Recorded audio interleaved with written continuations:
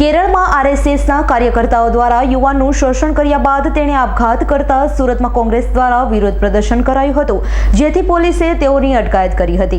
કેરળમાં આરએસએસના કાર્યકર્તાઓ દ્વારા યુવાનનું શોષણ કરાતા તેને આપઘાત કરી લીધો હતા. તો આપઘાત પહેલા યુવાને સોશિયલ મીડિયામાં પોસ્ટ કરી હતી, જેથી યુવાનના આપઘાતને પગલે દેશભરમાં કોંગ્રેસનું વિરોધ પ્રદર્શન કરાયું છે. તો સુરતમાં રેલવે સ્ટેશન પાસે કોંગ્રેસ વિરોધ પ્રદર્શન નોંધાવાયું હતું. કેરળના યુવાનને ન્યાય આપવા આ આયોજન કરવામાં આવ્યું હતું.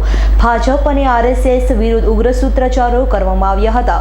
તો બીજી તરફ પોલીસ દ્વારા વિરોધ કરી રહેલા કોંગી નેતાઓ અને કાર્યકર્તાઓની અટકાયત કરાઈ હતી. કલ્પેશ બારોટ, પ્રવક્તા સુરત જિલ્લા યુવક કોંગ્રેસ.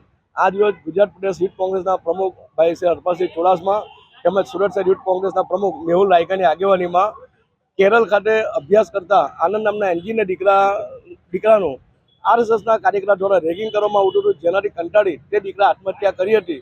જેના વિરોધમાં અને તેના સમર્થનમાં અમે સુરત રેલવે સ્ટેશન ખાતે વિરોધનો કાર્યક્રમ રાખેલો હતો અને અમારી યુથ કોંગ્રેસની માંગણી છે કે સરકાર દ્વારા તાકીદે આરએસએસ પર પ્રતિબંધ મૂકવામાં આવે. Bureau report S9 news Surat.